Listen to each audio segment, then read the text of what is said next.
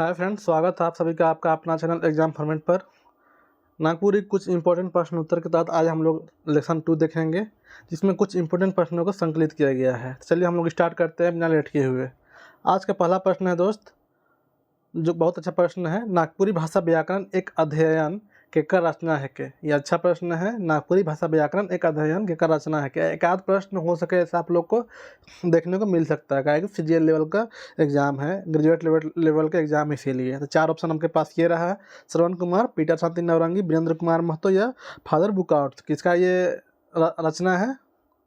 बिल्कुल ऑप्शन ग, वीरेंद्र कुमार महतो का ये रचना है। ठीक है, आप लोग कमेंट करते चलिएगा और बताइएगा लास्ट में कितना सही हुआ। आप लोग खुद से आंसर देते चलिएगा मन में, और लास्ट में कमेंट जरूर करिएगा दोस्त कि कितना सही हुआ। इससे एक मोटिवेशन मिलता है कि चलिए आप लोग बने हुए हैं, जुड़े हुए साथ में।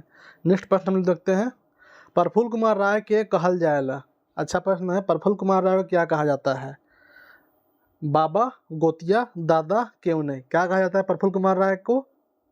तो दादा कहा जाता है। ऑप्शन ग, बिल्कुल सही जवाब दिए हैं। ऑप्शन ग हो जाएगा, दादा कहा जाता है प्रफुल्ल कुमार राय को। चलिए नेक्स्ट प्रश्न लिखते हैं। हेठे देवल में से कौन नृत्यहीन गीत लागे? प्रश्न क्या पूछा है कि हेठे देवल मतलब कि हेठे मतलब नीचे दिया हुआ में से। ठीक है, तो नीचे दिया हुआ में से कौन नृत्यहीन? नृत्यहीन मतलब क्या होता है दोस्त? कि जिसमें नाच नहीं हो, नाच गान नहीं हो, आदमी बैठे बैठे शांत मिजाज से कहीं पे गाए, उसमें नाच डे वाला माहौल नहीं बनता है, उसको नृत्यहीन कहा जाता है। तो कौन सा गीत है? उदासी, पावस, डमकच, कार खादियो। तो कौन है? बिल्कुल एकदम आसान प्रश्न, ऑप्शन घ सही हो जाएगा। कार खादियो। उदासी, उदासी में उदास मन में आदमी नाच गान करेगा? नहीं, ये हो गया पावस, ये दोनों। कार खा। डमकच तो नाचने के लिए फेमस है जी, डमकच नाच हुआ शादी ब्याह में एकदम गर्दा उड़ा देता है, नहीं देखते हैं डमकचे कितना चलते शादी ब्याह में। नेक्स्ट प्रश्न देखते हैं हम लोग। परमवीर अल्बर्ट एक्का गीत कविता रचना केकर रचना है के? बनके राम जो संकलित है परमवीर अल्बर्ट एक्का, यह गीत कविता है, किसका रचना है? सहनी उपेंद्र पाल नाहन, धनेंद्र परवाही, शिवतार या मधु मंसूरी? किसका है बताइए? बिल्कुल एकदम सही जवाब ऑप्शन ग, सी अवतार चौधरी का है, इसका ये है। ठीक है, बहुत शानदार प्रश्न है दोस्त। जो राइटर लोग सबका कंप्लीट पूरा होल सिलेबस दिया हुआ है नागपुरी का दोस्त, जाके देख सकते हैं एग्जाम फॉर्मेट के चैनल पे, पूरा फ्री ऑफ कॉस्ट है।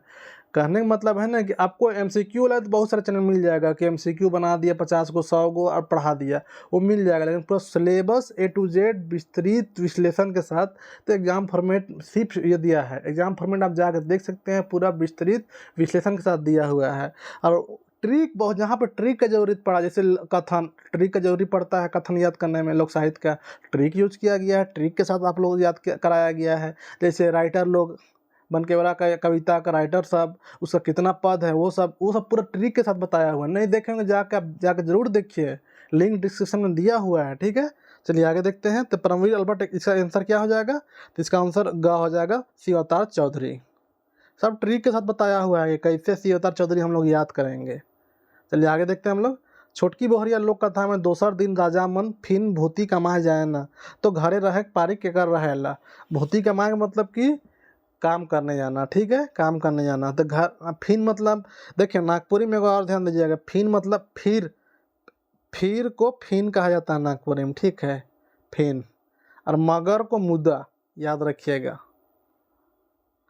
तो छोटकी बोहरिया हम लोग कथा में दूसरा दिन बोल रहा है। तो ऑप्शन आपके पास है मंझली बोहरिया, बड़की बोहरिया, छोटकी और कोई नहीं। तो कौन? तो आसान प्रश्न है, पहला दिन बड़की जाती है, दूसरा दिन मंझली जाती है, छोटकी तो लास्ट दिन जाती है। तो मंझली ऑप्शन का परफेक्ट आंसर हो जाएगा। नेक्स्ट प्रश्न देखते हैं। वर्तमान काल का उदाहरण है क्या? वर्तमान काल का उदाहरण है हम पढ़ ली, हम पढ़ हो, अब कर्मी नाचा थे, रौरे हमके देख रहती। तो कौन है इसका वर्तमान काल का? वर्तमान काल मतलब कि जो अभी करेंट का है, अभी करेंट में जो हो रहा है उसका। तो हम पढ़ ली, ये तो पढ़ चुका है, तो ये तो बिल्कुल नहीं है, ये तो पास्ट हो गया। हम पढ़ हो, अब ये एक अपूर्ण पास्ट, मतलब एक संदिग्ध, ये है संदिग्ध भविष्य है, संदिग्ध भविष्य है। कर्मी नाचा थे, कर्मी अभियो नाच रही है, तो ये ना वर्तमान हो गया दोस्त, तो ये हो जाएगा। ठीक है, नेक्स्ट प्रश्न देखते हैं। समय सोना है कि कौन विद्या का रचना है के? समय सोना है कि कौन विद्या का रचना है? तो ये बताइए। बिल्कुल बिल्कुल ऑप्शन ख, निबंध है। समय सोना है कि निबंध है। कौन लिखा है? तो कुमारी बसंती जी लिखी है इसको। चलिए आगे देखते हैं। नेक्स्ट प्रश्न। बनकेवरा भाग एक कर पद भाग में, पद मतलब कविता होता है। ठीक है, और भाग में कितना कविता संकलित करल जाए है? देखिए, पद और गद में कन्फ्यूजन हो जाता है स्टूडेंट को कि पद और गद किसको कहा जाता है। देखिए गद मतलब गदगदा के, तो गदगदा के किस में रहता है, कहानी कविता गदगदा के रहता है कि गदगदा के मतलब बहुत ज़्यादा, तो कविता रहता है कि कहानी रहता है, कहानी नहीं रहेगा जी 4-5 पेज का, कविता तो 1 पेज का रहता है। तो गदगदा के गद मतलब कहानी, पद कम रहेगा, 4-5-6 पद, 4-5-6 पद कौन रहेगा ऐसा इस टाइप का, तो इस टाइप का रहता है कविता। तो पद 4-5-6-5-7 पद में पद मतलब कविता। तो कविता के बारे यहाँ पे कविता लिख दिए हैं, लेकिन पद भाग डायरेक्ट पूछ देगा तो कन्फ्यूजन हो जाएगा स्टूडेंट, बहुत सारे स्टूडेंट को होता है, हम समझ रहे हैं। तो इसका क्या हो जाएगा, बिल्कुल ऑप्शन ग 32 कविता है। नेक्स्ट प्रश्न देखते हैं हम लोग, नागपुरी भाषा का वर्तमान लिपि है क्या। अब नागपुरी भाषा का वर्तमान लिपि क्या है, कैथी, ओलचिकी, सिंहली, देवनागरी। अब देखिए ओलचिकी तो आप लोग जानते हैं, ओलचिकी ये झारखंडिया लिपि है ओलचिकी। दूसरा है, पहला है कैथी। कैथी लिपि किसको बोलते बता दे आप लोग, देखिएगा पहले के खतियान रसीद इस सब में हिंदी लिखल देखे हैं, कैसा लिखाता है, अजीबे टाइप के नहीं देखे होंगे जी पहले के खतियान रसीद सब में, तो वही कैथी लिपि था, वो सब कैथी लिपि वही सब है। तो नागपुरी अभी देखिए नागपुरी ई कौन लिपि है, देखिए तो नागपुरी में लिखे हुए हैं, नागपुरी भाषा का वर्तमान लिपि है कि नागपुरी लैंग्वेज में है ना, कौन लिपि है, बिल्कुल देवनागरी लिपि है, आसान सा। चलिए बिल्कुल एग्जाम, आप लोग बोलिएगा कि बार बार यही टाइप का प्रश्न रहता है सर, तो अरे ऐसा ही एग्जाम में पूछेगा, बिल्कुल सेम टू सेम ऐसा ही पूछेगा, और आपको 99 क्वेश्चन मार्क आना है, एक क्वेश्चन छोड़ दीजिएगा, जाइए।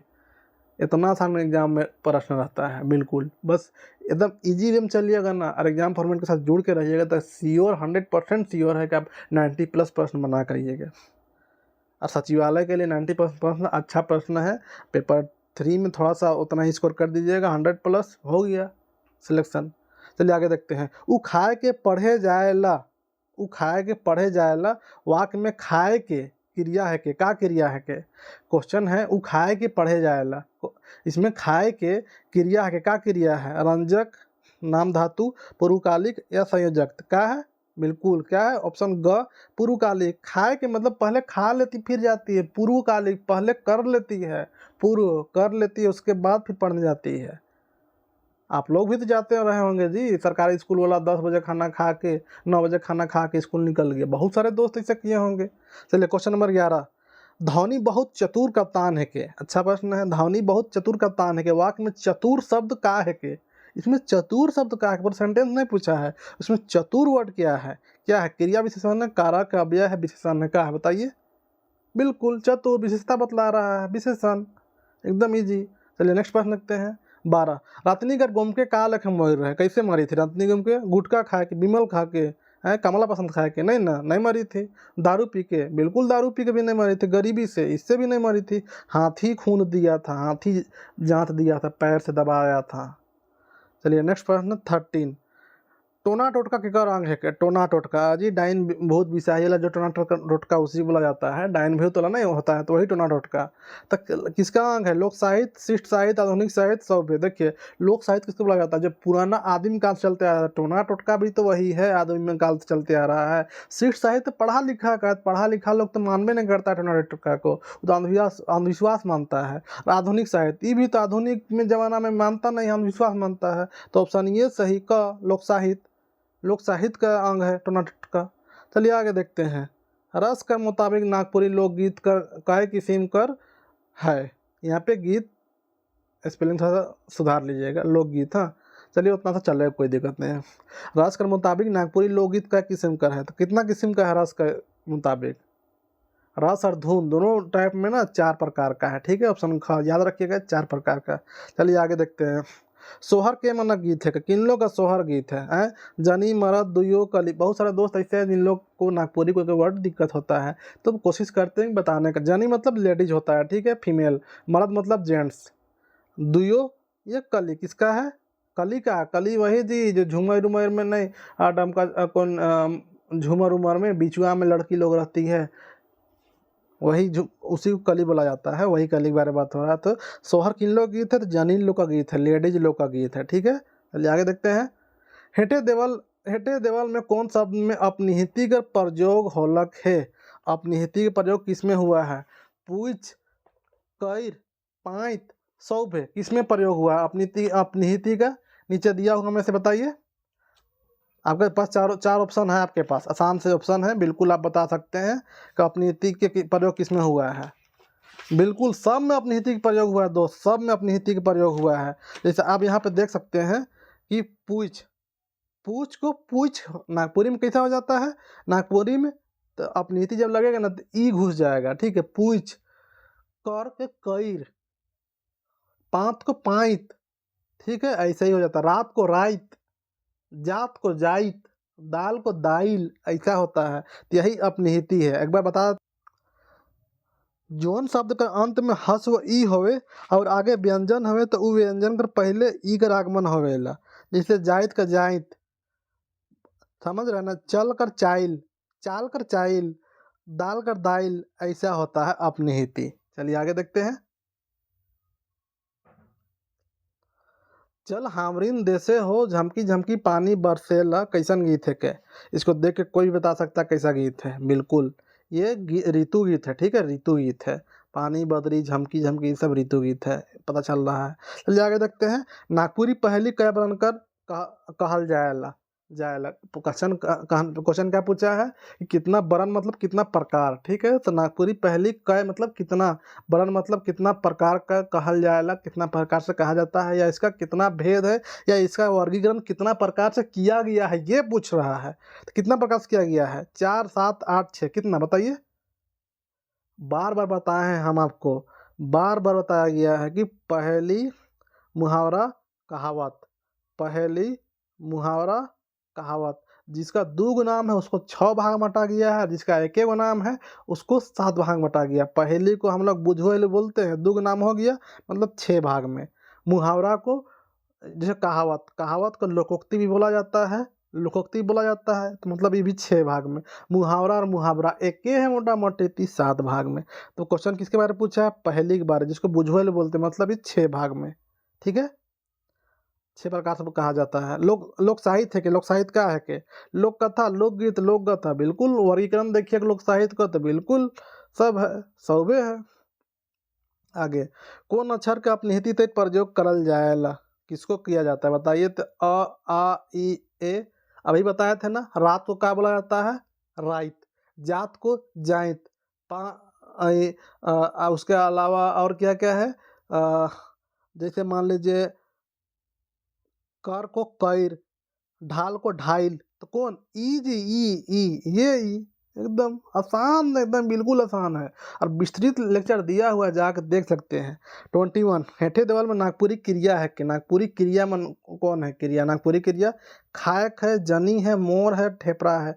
जनी, ये सब क्या है? ये सब जनी, ये सब तो संज्ञा हो गया, मोर संज्ञा हो गया, ठेपरा ये सब विशेषण हो गया। ठेपरा, बौना, नाटक, ठेपरा, खाए, ये क्रिया है ना, खाना पीना, ये सब क्रिया है। तो ऑप्शन 1 सही हो जाएगा। क्वेश्चन नंबर 22, इकर में कौन द्रव्य संज्ञा को उदाहरण है? द्रव्य जेके नापा तौला जा सकता है उसको द्रव्य कहा जाता है, जैसे धातु तू मोटा मोटी। तो मोदी, मोदी, मोदी क्या है? मोदी आप लोग खुदे बताइए क्या है मोदी? तो मोदी बिल्कुल नहीं है। पीतर, तीतर, ये भी नहीं है। ये भीतर, ये भी नहीं है। पीतर, पीतल को पीतर बोला जाता है नागपुरी में, ठीक है। पीतल, अब पीतल, सॉरी पीतल, पीतल को पीतर बोला जाता है। तो ये है ना जी द्रव्य, नापने तोलने वाला, लोहा, सोना, चांदी, पीतर। चलिए आगे नेक्स्ट प्रश्न देखते हैं। यहाँ पे चैत का गीत कौन मैथिका का गीत है? मैथिका मतलब कौन टाइप का?